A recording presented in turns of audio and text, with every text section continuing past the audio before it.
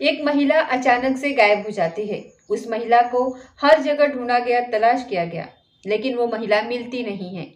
महिला गायब होती है, साथ में एक आदमी भी गायब हो जाता है। उस आदमी को भी हर जगह ढूंढा गया, तलाशा गया, लेकिन 4 महीने बाद आखिरकार वो आदमी मिल जाता है। अब उस आदमी से पूछा जाता है कि वो महिला है कहाँ पर। जब बात महिला के पूछने की आती है तो कोई न कोई बहाने बना रहा था। वो पुलिस को कोई न कोई कहानियां सुना रहा था। इस तरीके से लेकर के कि कम से कम 6 से ज़्यादा घंटे बीत जाते हैं। पुलिस को नई नई कहानियां वो बता रहा था। आखिरकार पुलिस थक जाती है।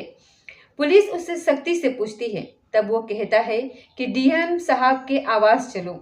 जब डीएम साहब के आवास चलने वाली बात आती है तो पुलिस कहती है कि तुम हमें डीएम से डराना चाहते हो, धमकाना चाहते हो। तो वो कहता है कि नहीं, डीएम साहब के यहाँ तो चलो, आपको वो लड़की मिल जाएगी। आखिरकार पुलिस के समझ में आता है और वो डीएम साहब के पास, घर के पास जाते हैं, जहाँ एक तरफ डीएम का घर है दीवार के इस साइड में, और दूसरे साइड में वो एक गड्ढा खुदवाता है। वहां जाकर के देखते हैं तो एक लड़की जो गायब होती है उसकी लाश निकलती है। बस इतना होना था कि कुछ लोग इस कहानी को फिल्म दृश्यम से जोड़ना शुरू कर देते हैं, तो कुछ लोगों को कुछ अलग कहानियां नजर आने लगती हैं यहाँ पर। दरअसल जब ये घटनाक्रम सोशल मीडिया पर वायरल होता है तो लोगों को यकीन नहीं हो रहा था कि कातिल इतना डेयरिंग कैसे हो सकता है कि उसने कत्ल किया और डीएम के आवास के बिल्कुल बगल में उस महिला की लाश को उसने दफना दिया। नमस्कार, स्वागत है आपका हमारे चैनल पर। आज की जो सच्ची घटना मैं आपको सुनाने जा रही हूँ, ये सच्ची घटना है उत्तर प्रदेश के कानपुर शहर की। दरअसल यहाँ पर एक सिविलाइंस इलाके का विहार बिन्नी विला एक सोसाइटी है। यहाँ के रहने वाली एक महिला जिसका नाम एकता गुप्ता होता है, उम्र लगभग 32 साल के आसपास। पिछले लगभग 2.5 साल से वो महिला लगातार जिम जा रही थी। सुबह उठती थी 6 बजे के आसपास और शहर के जाने माने जिम, जो हाई प्रोफाइल जिम होता है, ग्रीन पार्क स्टेडियम, वहाँ गई। वहाँ जाने के बाद 1 घंटा वो जिम करती है और वहाँ से निकलती है। फिर अचानक से वो गायब हो जाती है। घर पर वो पहुँचती नहीं है। घर पर उसके पति उसका इंतजार कर रहे थे, राहुल गुप्ता। राहुल गुप्ता परेशान हो जाते हैं, अपने पत्नी से संपर्क करने की कोशिश करते हैं, संपर्क हो नहीं पाता। दरअसल 2 बच्चे हैं, उनकी देखभाल करने के लिए पत्नी यानी कि एकता गुप्ता के अलावा और कोई था ही नहीं। माँ मर चुकी है, पिता बीमार रहते हैं। आखिरकार 2 बच्चों की परवरिश कैसे हो, क्या होगा इन बच्चों का, इस चीज़ को लेकर के वो परेशान हो जाते हैं। अब इसके बाद वो सीधा पुलिस स्टेशन जाते हैं। जाकर के कहते हैं कि मेरी पत्नी का अपहरण कर लिया गया है, आप अपहरण का मुकदमा दर्ज कर लीजिए। जैसे ही बात अपहरण की करी जाती है तो अब पुलिस इस मामले को ज़्यादा गंभीरता से नहीं लेती। पुलिस कहती है कि तुम्हारी पत्नी किसी के साथ भाग गई होगी, पता करो उसका प्रेमी कौन है और कहाँ वो चली गई है, फ़ोन नंबर वगैरह होगा। इस तरीके की जब पुलिस ने उसे कटाक्ष करने शुरू कर दी, वो आदमी थोड़ा टेंशन में आ जाता है, अपहरण की तहरीर देता है और तहरीर देने के बाद कहता है कि आप इसी के आधार पर मुकदमा दर्ज कर लीजिए। और जब वो बार बार रिक्वेस्ट कर रहा था तो आखिरकार पुलिस मुकदमा तो दर्ज कर लेती है, लेकिन आगे की जो कार्रवाई पुलिस को करनी थी, पुलिस उस हिसाब से कार्रवाई नहीं करती है। राहुल गुप्ता दिन प्रतिदिन परेशान हो रहा था। परेशान होने वाली बात इसलिए थी क्योंकि 2 बच्चों की परवरिश की जो जिम्मेदारी उसके ऊपर आ गई थी। पत्नी हर वक्त बच्चों का ख्याल रखा करती थी, बस घर से बाहर निकलती थी तो जिम करने के लिए। राहुल गुप्ता अच्छा खासा बिजनेसमैन, पैसा वाला आदमी था। वो बार बार पुलिस को ये कह रहा था कि मेरे घर से ज्वेलरी, मेरे घर से बहुत सारे पैसे ये गायब हैं। हो सकता है कि मेरी बीबी के साथ कुछ न कुछ ऐसी घटना हुई हो और आप जल्दी से पता करिए। पुलिस सुन नहीं रही थी। तब वो व्यक्ति परेशान हो जाता है और उसके बाद वो पुलिस से बाकायदा तहरीर देता है कि एक व्यक्ति जिसका नाम विमल सोनी है, जो कि रायपुरवा के शक्कर मिल हलवा का वो निवासी है, और ज्योति जो कि टीम में ट्रेनिंग की भूमिका देता है, लोगों को वो ट्रेनिंग देता है। उसी के अगर आप उसको पकड़ेंगे तो शायद वो मिल जाएगा और मेरी पत्नी शायद वापस आ जाएगी। लेकिन पुलिस इस मामले में जब गंभीरता से नहीं लेती है, अब चाहे सीएम हो, चाहे भारत के डीएम हो या फिर पुलिस के बड़े बड़े अधिकारी हो, हर किसी को ये पत्र लिखता रहता था, लेकिन पत्रों का जब कोई जवाब नहीं आता था, तो आखिरकार उसे अपने एक रिश्तेदार की याद आती है। उसकी एक रिश्तेदार महिला होती है जो कि आईबी में दिल्ली में ऑफिसर होती है। उनसे सिफारिश करता है और कहता है कि दीदी, अगर आप मदद कर सकती हैं तो मदद कर दीजिए। मेरी बीवी गायब हो चुकी है, उसे हर जगह तलाश किया गया है। आखिरकार आईबी ऑफिसर जो होती है वो पुलिस से संपर्क करती है।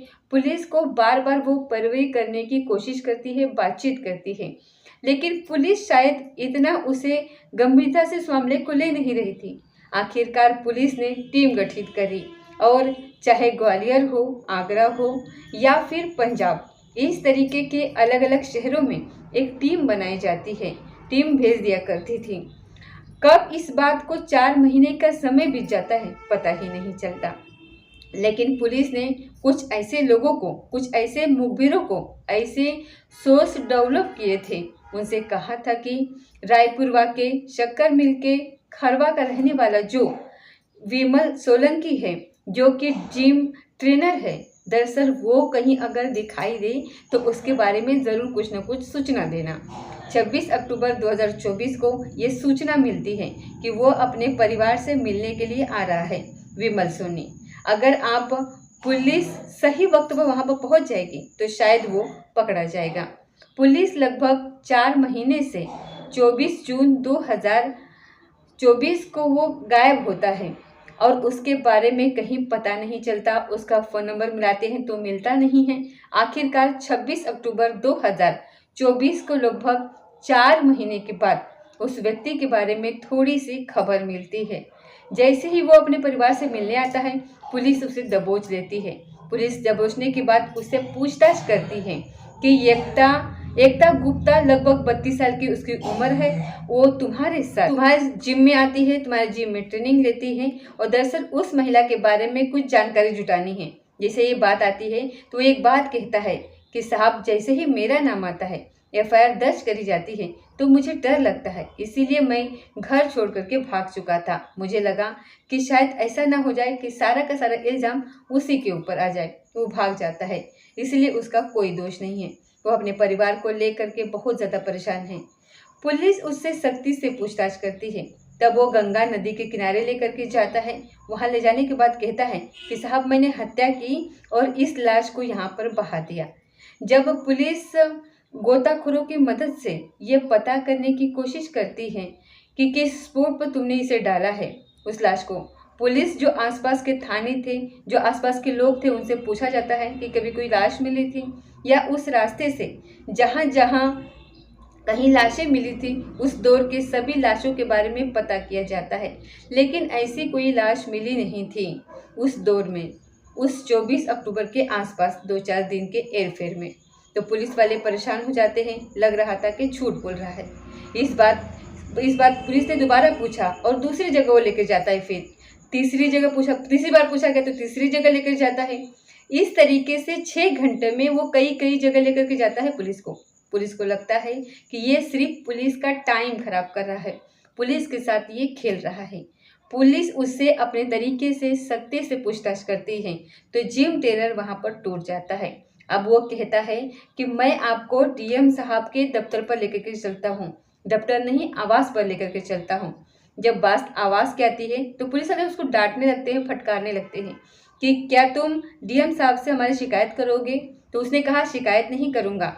दरअसल ये जो व्यक्ति है जिसका नाम विमल सोनी है, विमल सोनी ऐसे काम करता है, वो ट्रेनिंग देता है और ये जो ऑफिसरों के आवास जो बने हुए थे, जो कंपाउंड बने हुए, डीएम साहब का कंपाउंड है या फिर और भी सिटी मजिस्ट्रेट का कई अधिकारी वहाँ पर रहते हैं, वहाँ पर ये क्लब बना हुआ था। उस क्लब में वो अक्सर ऑफिसरों को ट्रेनिंग दिया करता था कि आप यहाँ पर फिट रह सकते हैं, इसीलिए वहाँ पर उसका आना जाना होता था। बताया जाता है कि वो 10 साल से वो जो ऑफिसर्स के आवास थे उस जगह पर वो उसका आना जाना हमेशा रहता था। तो इसीलिए लोगों को लगता है, पुलिस वालों को लगता है कि ये अधिकारियों के पास उठता बैठता है, ये किसी से सिफारिश करने वाली बात कर रहा है। लेकिन जब पुलिस से बार बार कह रहा था कि आप चलिए तो सही, तो जब जाते हैं तो डीएम साहब के बिल्कुल आवास तक पहुंच जाते हैं। डीएम साहब का जो आवास है वहां पर एक दीवार है, एक तरफ तो डीएम साहब का घर है, दूसरी तरफ कुछ ऐसी झाड़ियाँ वगैरह उगी हुई थी, उस साइड में वो लेकर के जाता है और कहता है कि यहाँ पर एक गड्ढा है, अगर इस गड्ढे को खोद दीजिए। जब गड्ढा खोदने वाली बात आती है तो फिर पुलिस भी, मीडिया भी, सभी लोगों का जमघट लग जाता है। 26 अक्टूबर 2000 के आसपास उसकी खुदाई शुरू हो जाती है। 2-2.5 घंटे का समय लगता है, गड्ढा खोद दिया जाता है। 5-6 फुट का वो गड्ढा होता है। तो वहाँ पर सबसे पहले लोअर टी शर्ट वगैरह मिलते हैं, उसके बाद कंकाल के कुछ हिस्से मिलते हैं। तो उसे पता चलता है कि यहाँ पर वाकई में सचमुच एक लाश दबी हुई है। 4 महीने पुरानी वो लाश होती है। जब उससे पूछा जाता है कि ये सब कब, कैसे और क्यों हुआ, तो उसके बारे में जब पूछने पर बताया, वो कहता है कि 24 अक्टूबर 2024 की सुबह लगभग 6 बजे के आसपास जो एकता गुप्ता होती हैं, वो ट्रेनिंग करने के लिए आती हैं जिम के अंदर। वो मौके पर मौजूद होते हैं, दोनों के आपस में कम्युनिकेशन होता है। जब वो लगातार बातचीत करने की जिद कर रही थी तो वो कहता है कि आगे कार खड़ी हुई है, तुम कार के पास पहुँचो, मैं आ रहा हूँ। वहाँ कार के पास पहुँचते हैं, बातचीत करना शुरू कर देते हैं और इसी बीच में बातचीत के दौरान कहासुनी इस बात पर होती है। महिला कहती है कि क्या तुम शादी कर रहे हो, तुम्हारा तिलक हो रहा है, तुम कैसे इंसान हो, तुम कितनी महिलाओं से बातचीत करते हो, तुमने मुझसे भी बात करते थे। इसी बात पर दोनों में कुछ ज़्यादा ही कहासुनी हो जाती है। उस विमल सोनी को, जिम ट्रेनर को गुस्सा बहुत ज़्यादा आ जाता है और वो बहुत ज़ोर से एक घुसा मार देता है। घुसा गर्दन में लगता है और वो महिला वहाँ बेहोश होकर के गिर जाती है गाड़ी के अंदर। जैसे ही गाड़ी के अंदर गिर जाती है, पता चलता है कि उसको उठाने की वो कोशिश कर रहा था, उससे बातचीत करने की कोशिश कर रहा था, तो उसके नाक से खून आने लगता है और पता चलता है कि वो ये कहीं गुस्से में वो लड़की मर चुकी है। जैसे ही वो महिला मर जाती है, वो समझ पर नहीं पा रहा था कि करे तो क्या करे। यहाँ से क्योंकि वो जो ऑफिसर क्लब है, डीएम कंपाउंड जो है, वो उसका वहाँ पर उसका आना जाना होता था, अधिकारियों से मेलजोल भी उसके थे क्योंकि ट्रेनिंग वो देता था। वो सीधा उस लाश को वहीं लेकर के जाता है और जाने के बाद सोचता है कि आखिर करूं तो क्या करूं। वही डीएम साहब के आवास के बराबर में जो दीवार है, उस दीवार से लगी हुई जो खाली जगह थी, जहाँ पर कुछ झाड़ियाँ वगैरह उगी हुई थी, वहाँ पर वो गड्ढा खोदता है। गड्ढा खोदने के बाद लगभग 5 या 6 फुट के गड्ढे में उस लाश को आराम से दबा देता है और यहाँ से वो दूर चला जाता है। शायद उसने अपनी जान देने की कोशिश भी की थी, लेकिन वो वापस लौट करके आता है। आने के बाद फिर से उस गड्ढे को, जो उसके ऊपर मिट्टी वगैरह डालता है और डालने के बाद यहाँ से वो महुबा की तरफ रुख कर देता है। लेकिन महुबा जाने से पहले जिस कार में वो गया था, उस कार को अपनी बहन के घर पर छोड़ देता है और बहन के घर छोड़ने के बाद अपने ही भांजे से कहता है कि घंटा घर पे मिलो, मुझे कुछ कपड़े वगैरह चाहिए। तब उसका भांजा घंटे भर में कपड़े लेकर के पहुंचता है। उन कपड़ों को या फिर जो भी उसके पास सामान होता है, उनको लेकर के वो महुबा और महुबा से पंजाब और इधर से उधर अलग अलग शहरों 10 शहर वो घूम रहा था। लेकिन उसने अपना मोबाइल फ़ोन बंद कर दिया था, जिसकी वजह से पुलिस उसको ढूंढने की कोशिश तो कर रही थी, लेकिन उसको ढूंढ नहीं पा रही थी। पुलिस को जब ये व्यक्ति मिलता नहीं है तो इसके घर पर संपर्क किया जाता है, इसकी बहन के यहाँ संपर्क किया जाता है। तो जिस कार में ये आखिरी बार देखा गया था, उस कार में पुलिस जांच पड़ताल कर रही थी। तो टूटा हुआ क्लेचर मिलता है, रस्सी मिलती है, टॉवेल मिलता है और सिम ट्रे मिलती है। तो पुलिस को आखिरकार शक तो हो ही चुका था कि कहीं ना कहीं कुछ न कुछ है, लेकिन पुलिस उस हिसाब से काम नहीं कर रही थी। लेकिन जो महिला का जो पति राहुल गुप्ता होता है, उसे पहले ही ये शक हो चुका था कि कुछ न कुछ इसके पत्नी के साथ हुआ है और वो बार बार पुलिस से दबाव बना रही थी कि सामान मिल चुका है, उसके पत्नी के साथ कोई हादसा हो चुका है। जैसे ही ये लाश मिलती है, पुलिस कब्जे में लेकर के पोस्टमार्टम के लिए भेज देती है। इसका डीएनए सैंपल लिया जाता है, ये पता करने के लिए कि क्या सचमुच ये लाश एकता गुप्ता की है या फिर किसी और की है। पुलिस अभी इन मामलों में जो कुछ सबूत हैं, फॉरेंसिक लैब हो या फिर इस सब के माध्यम से सबूत जुटाने की कोशिश कर रही है। पोस्टमार्टम भी होगा और उसके बाद ये पता लगाने की कोशिश भी करी जाएगी कि आखिरकार हत्या की यही वजह है या फिर कोई और वजह है। लेकिन इस तरीके से डीएम के कंपाउंड में एक लाश का मिलना, ये पूरे प्रदेश में, पूरे देश को हिला करके रख दिया है। फिल्म में जो आई थी अजय देवगन की, जिसका नाम दृश्यम होता है, फट सेकंड, तो उस फिल्म में ये भी मीडिया वाले दावा कर रहे हैं कि विमल सोनी ने इस लाश को दबाने के लिए लगभग 18 बार इस फिल्म को देखा। 18 बार देखा या 22 बार देखा या 25 बार देखा, ये दावा किया जा रहा है कि उसने फिल्म देखी और फिल्म देखकर इस घटनाक्रम को अंजाम दिया। अब इसमें कितनी सच्चाई है, कितने नहीं, लेकिन इस तरीके से ये शायद संभवतः देश के इतिहास में पहली ऐसी घटना रही होगी जब जिले के सबसे बड़े अधिकारी के आवास के ठीक बगल में लाश पड़ी हुई है और किसी को इस बात का कानों कान खबर नहीं लगती। मीडिया बार बार चिक चिक के कह रही है कि इसमें ये राज नहीं हो सकता, ज़रूर कोई न कोई इसमें कोई और शामिल है। पुलिस की जांच का विषय है, मामला फास्ट ट्रैक कोर्ट में चलाने की बात चल रही है और जितने जल्दी हो सके इस आरोपी को सजा दिलाई जाएगी।